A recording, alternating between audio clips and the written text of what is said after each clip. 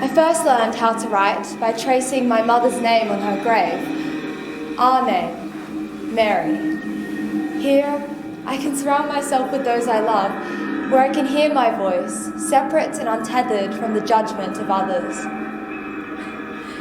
My mother, Mary Wollstonecraft.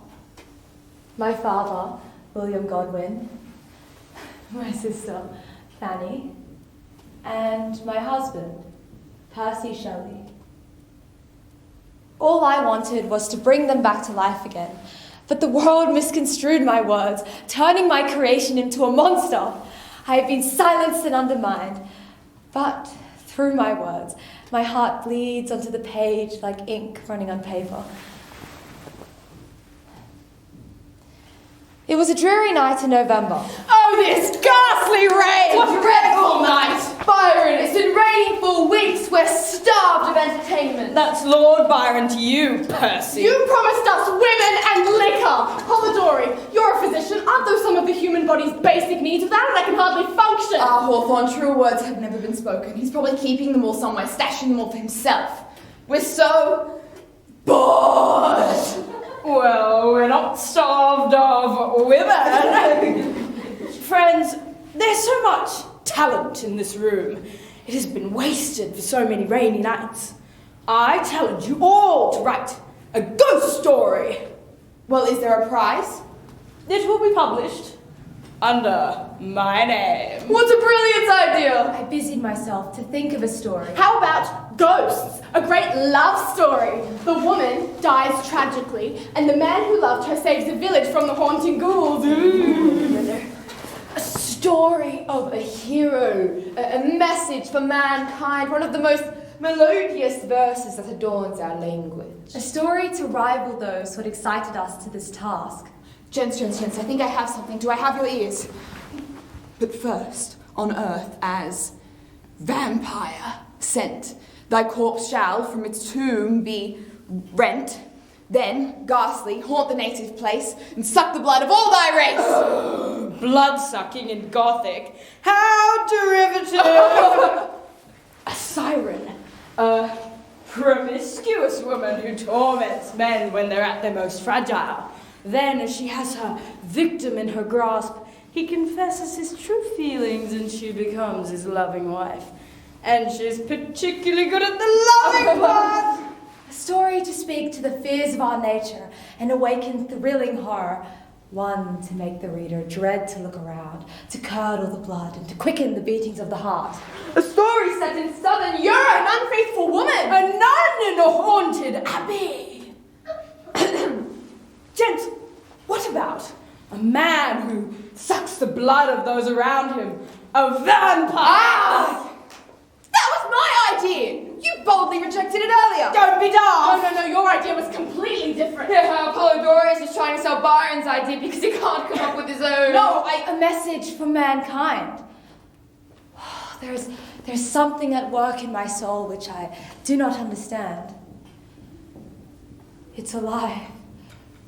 A story to attest to the monstrosities of mankind.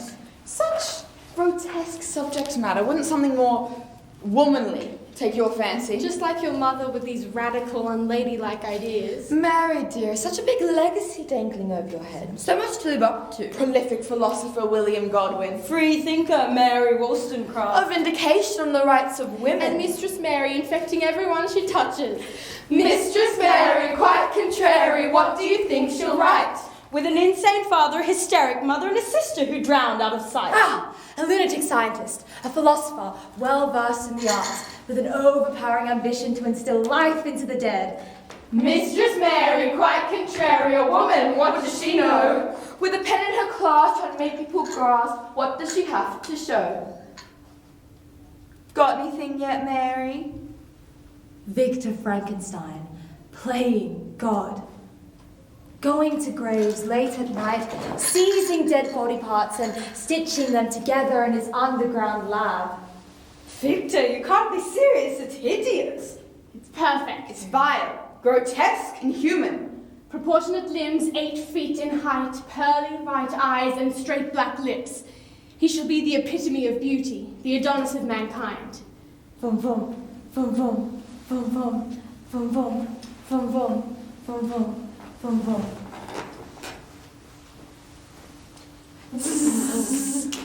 Boom, boom, boom, boom, boom, boom, boom, boom, boom, boom, boom, boom, boom, boom, boom, boom. It will be the finest work ever produced.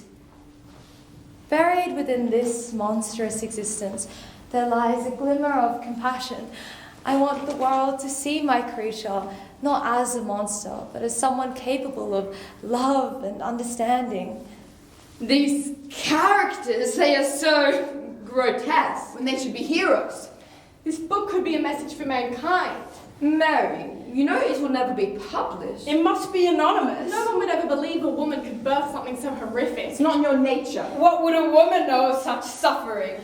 There's a love in me the likes of which you will never see. And just the same, there's a rage in me the likes of which you can never escape. The toll it has taken upon my body, my spirit, it is one that has walked me to the very edge of the earth.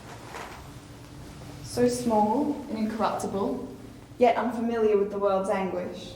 First the head, then the arms and legs. At 17 years old, Mary gives birth to a beautiful girl. Her first child, Clara. Born 2 months premature, Clara dies a mere 12 days later. Mary's second child. My little Will Mouse, blue eyes, gets sweeter every day. He jumps about like a little squirrel. But soon after, William's blue eyes disappeared from Mary's life. Mary's third child. Gone before she had the chance to see his face. Or hear his first cries. I dreamed that my little babies came back to life again. But when I woke up, there was nothing. They didn't even stand a chance. The first, the second, The third.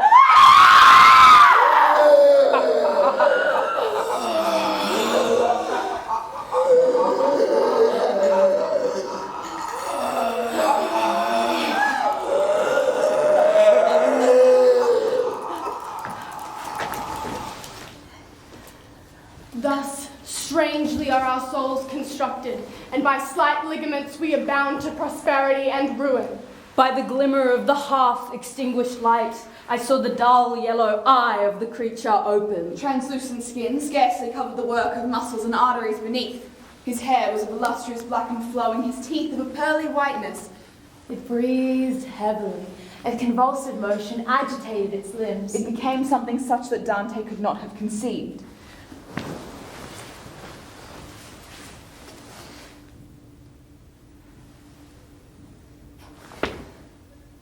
It is true our creations shall be turned into monsters. Half-formed entities. Birthed from pain and suffering.